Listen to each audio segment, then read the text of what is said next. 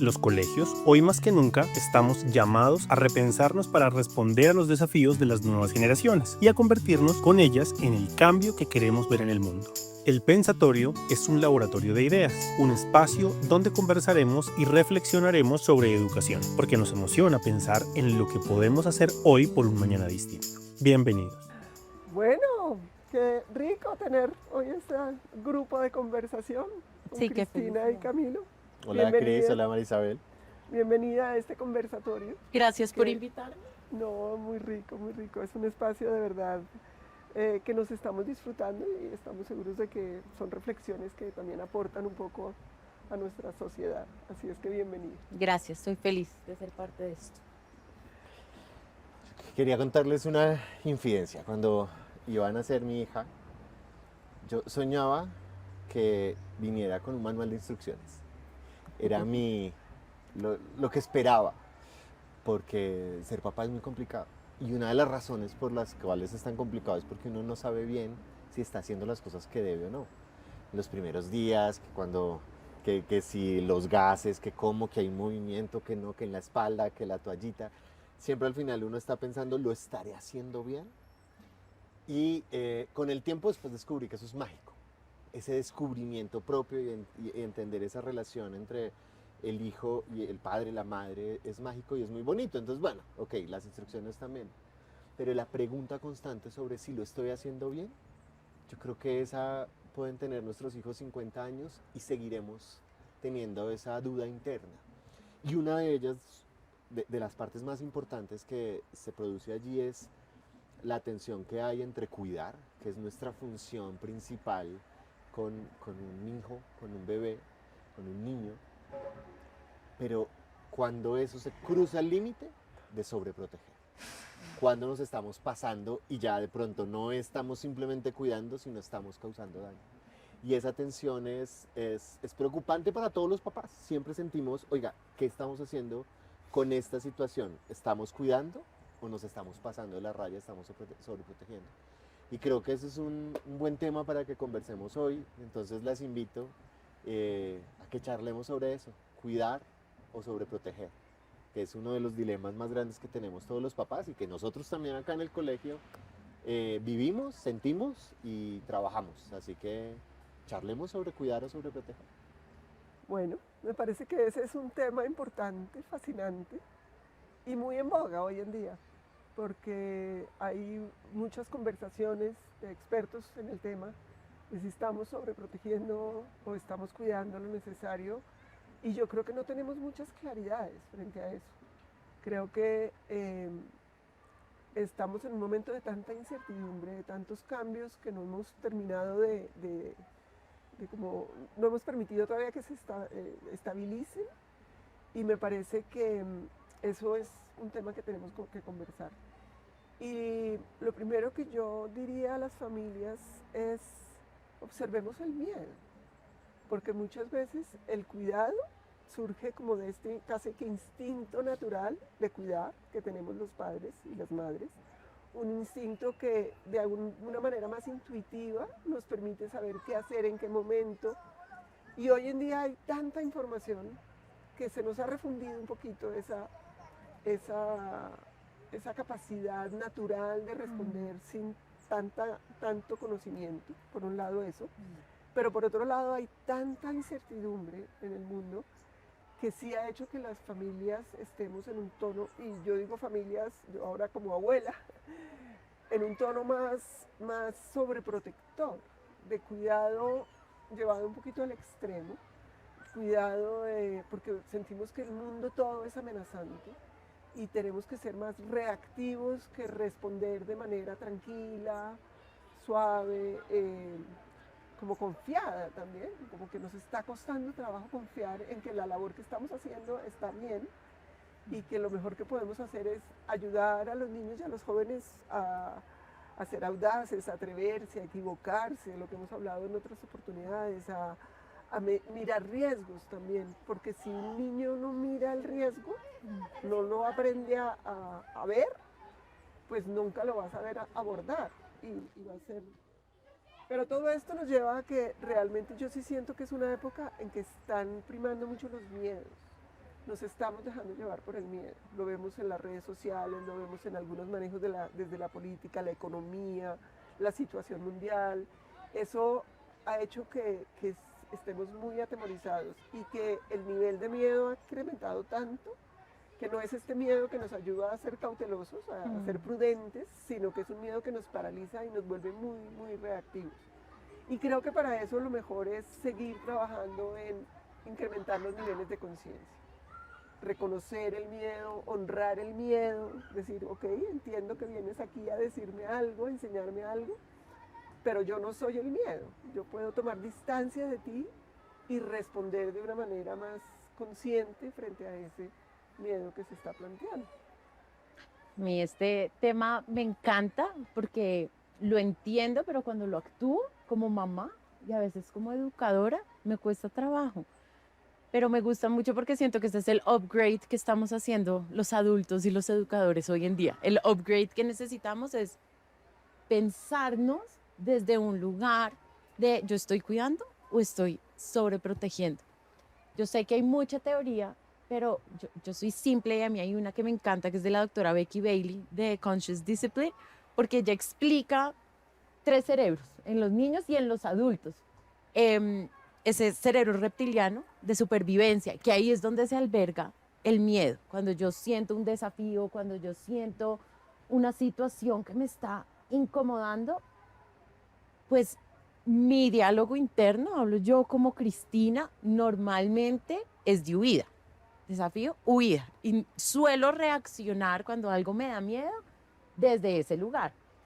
Cuando acompaño a mi hija y cuando acompaño a mis estudiantes, a veces me veo reaccionando desde ese lugar de la huida. No, yo mejor no miro o no hagas, no te pongas, te vas a caer.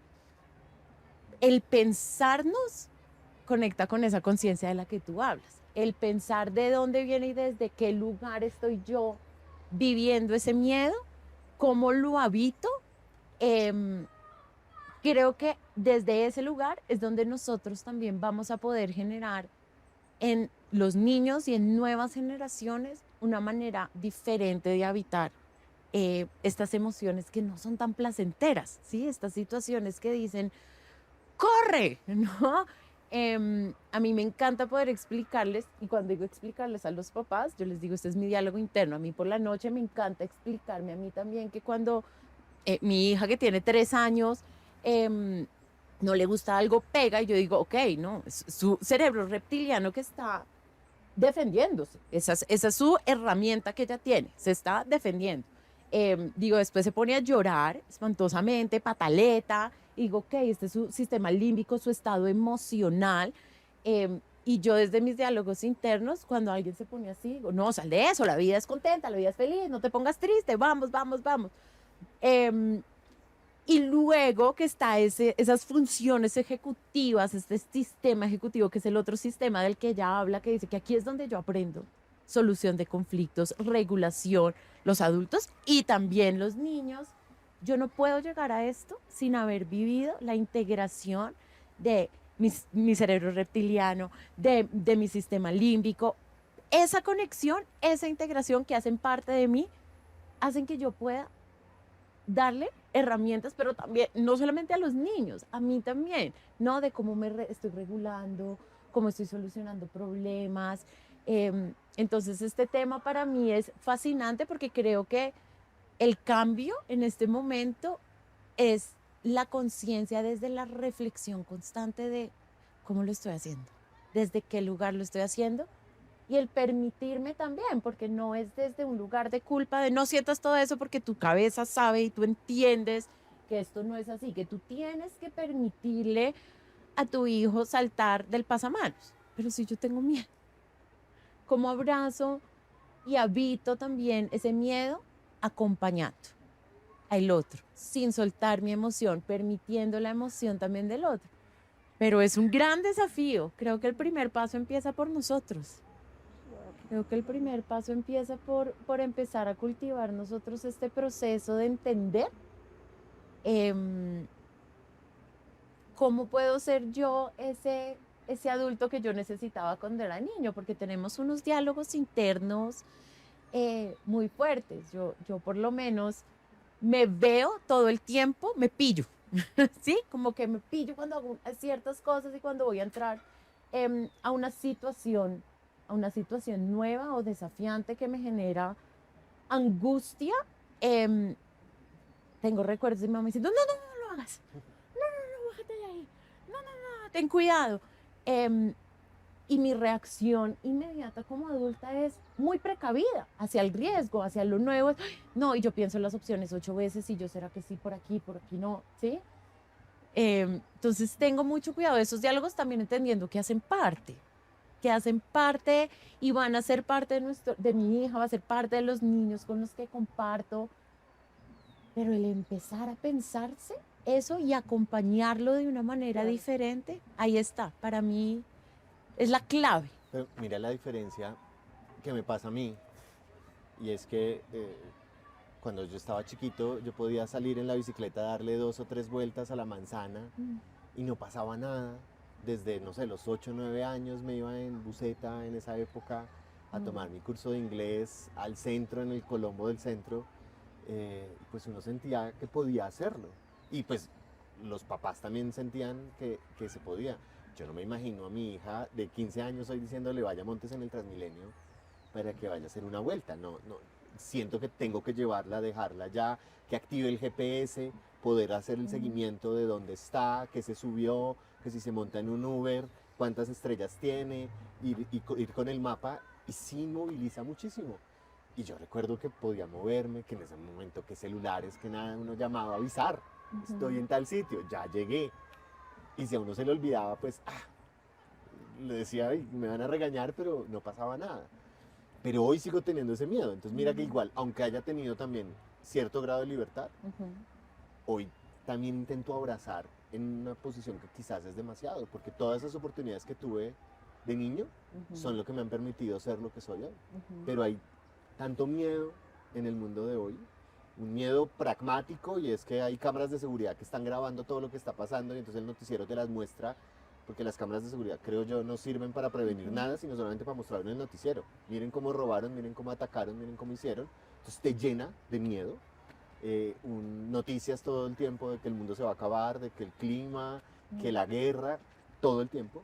Y esto a uno lo inmoviliza y le hace muy difícil poder tener esa tranquilidad para dejarle dar 2 vueltas a la manzana al niño en bicicleta.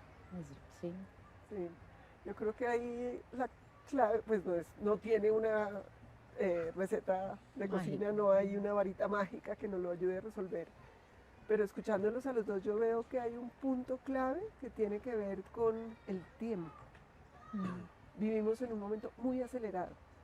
Y entonces, como tenemos que dar respuesta tan rápido, reaccionamos. No nos damos el tiempo de responder en lugar de reaccionar, porque para responder tengo que hacer esa observación que tú decías, esa reflexión, esa conversación interna, ese diálogo interno de, uy, estoy siendo un poco reactivo.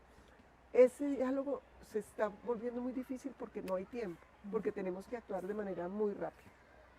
Eso que tú planteas de la disciplina consciente y lo que dice Becky Bailey, me gusta mucho porque gracias también a los avances de la ciencia, de la neurociencia, de la psicología, aún de la educación y de la pediatría, entendemos que hay muchos recursos posibles que podemos usar.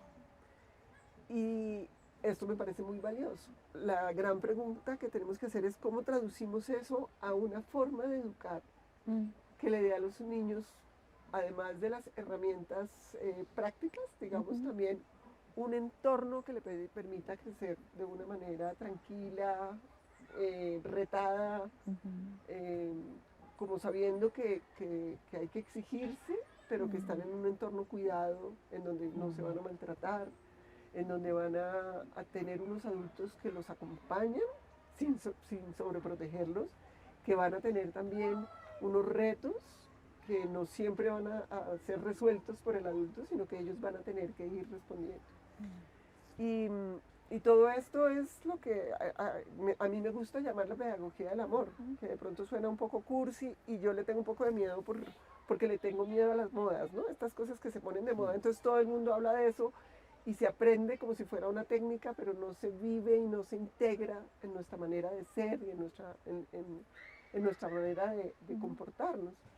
Pero esa pedagogía del amor yo creo que es muy poderosa porque es un complemento para esto que han desarrollado las ciencias, y es si confiamos en esa fuerza interior que tenemos los seres humanos, que surge cuando nos ponemos realmente en contacto con nuestro ser interior, pues esa fuerza es siempre positiva, es siempre constructiva, es siempre sabia, ahí hay una sabiduría innata, y esa fuerza de la pedagogía del amor es la que tenemos que llevar a la vida cotidiana, y tenemos que vivir, pues los maestros claramente, pero también acompañar a las familias, un poco lo que yo decía antes, a recuperar como la confianza en que hay una fuerza interior que me indica el camino, me indica qué hacer, que puedo tener muchos conocimientos adicionales que se valen y complementan, pero que no debo olvidar esa pedagogía del amor.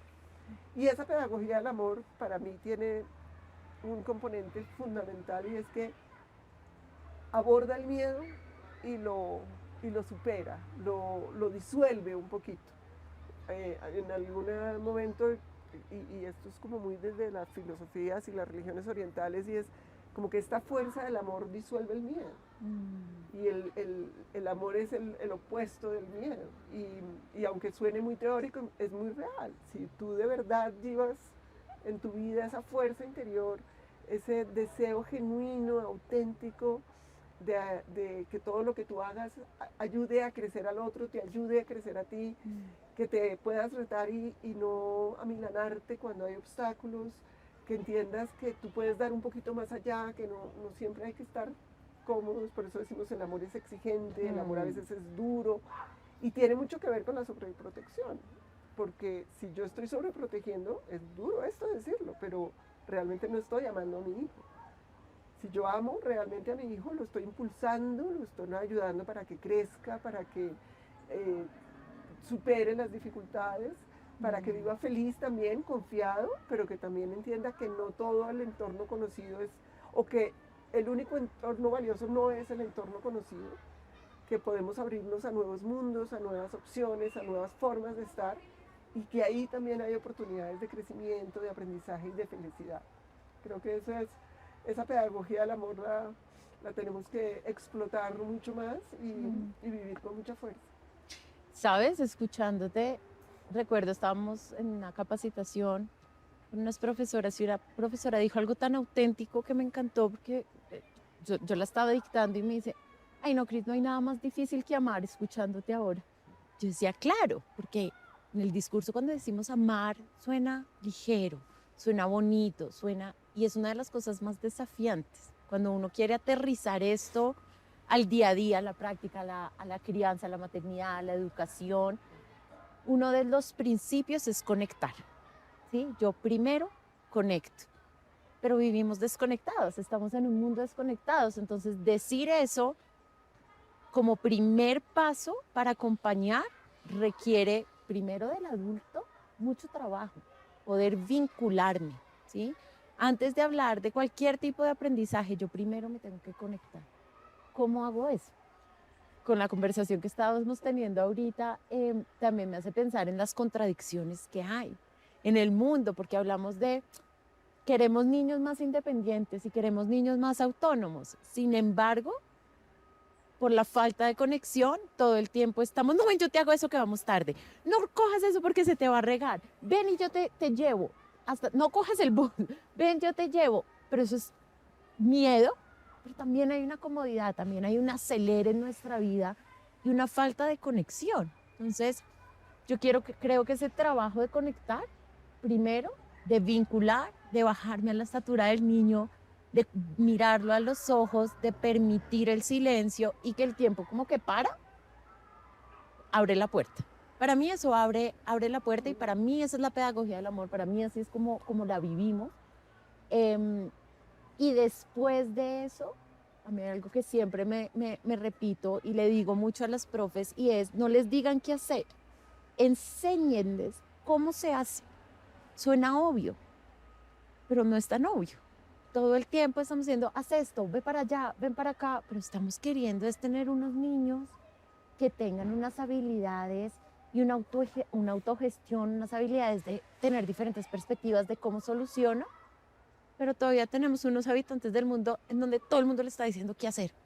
Para aquí, para allá, tú te sientas aquí, tú te vas acá, tú te paras aquí, en vez de enseñarles cómo. Y el enseñarles cómo, después de esa conexión, viene desde un lugar de lo hago contigo y te acompaño y atravesamos esta emoción que estás sintiendo, la atravesamos juntos, pero no te la voy a quitar.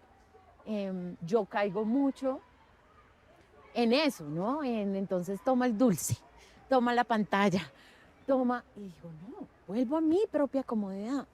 Yo tengo que conectar para que mi hija, para que mis estudiantes no estén conectando con cosas que son pasajeras y dan una gratificación instantánea.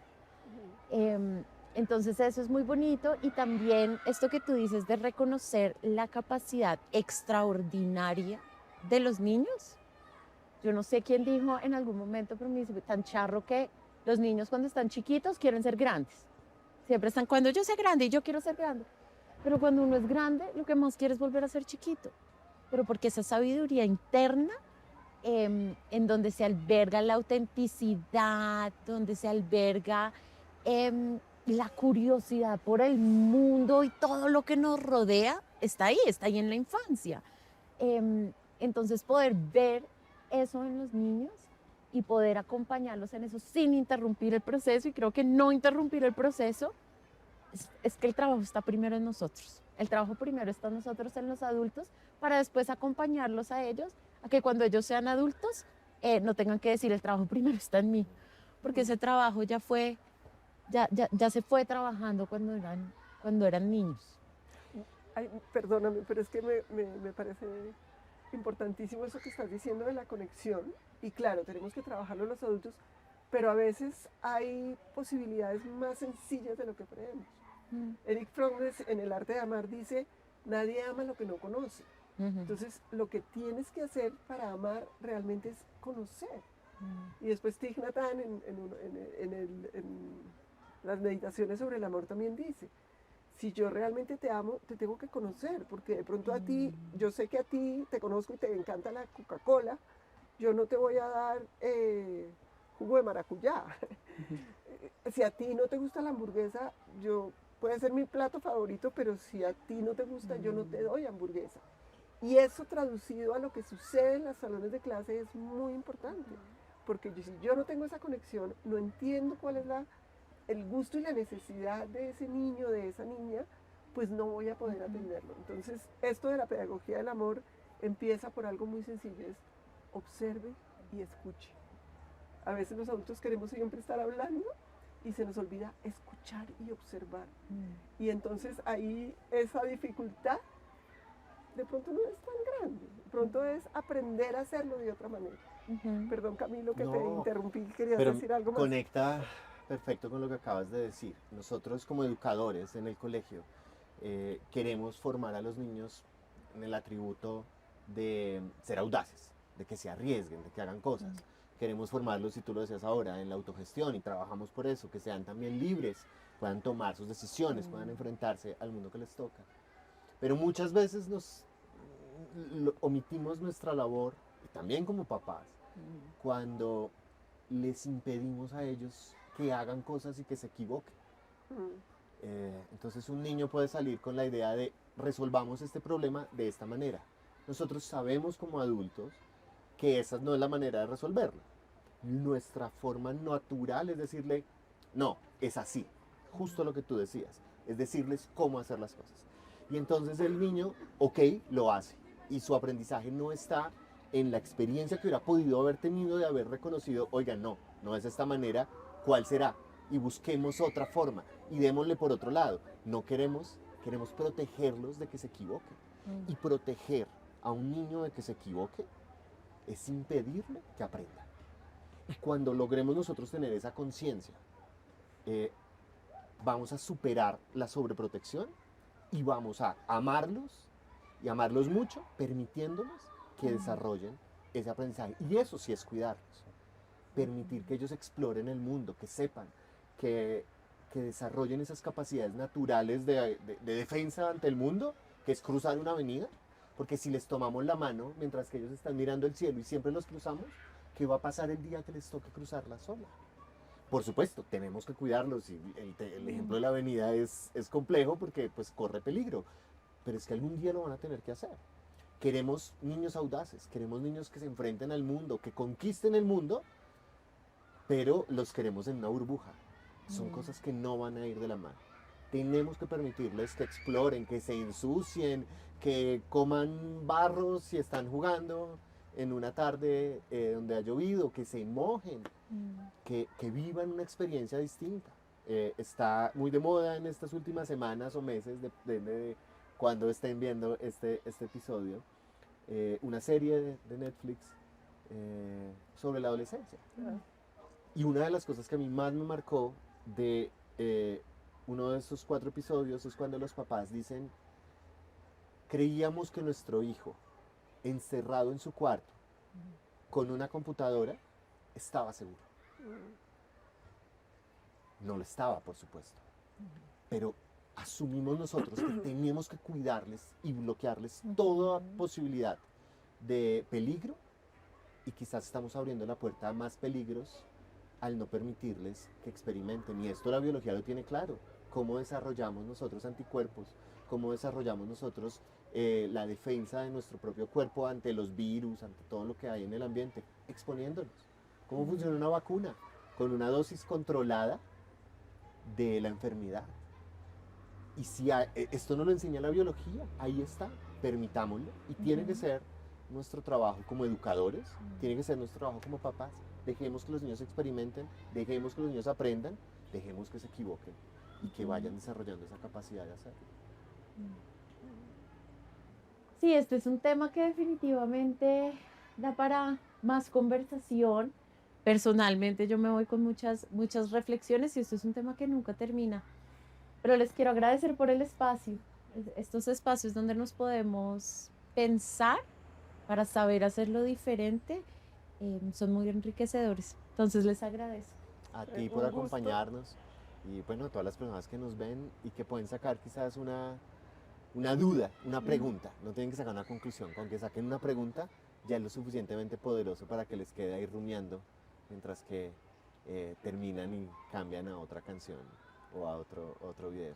Y es bonito saber que además estamos ejerciendo lo que estamos diciendo, nos estamos tomando el tiempo para escucharnos, para construir con el otro y eso es maravilloso. Gracias, Cris, por Gracias. venir y estar acá. Gracias, A Cris. ustedes. Gracias, María Gracias, Isabel. Camilo.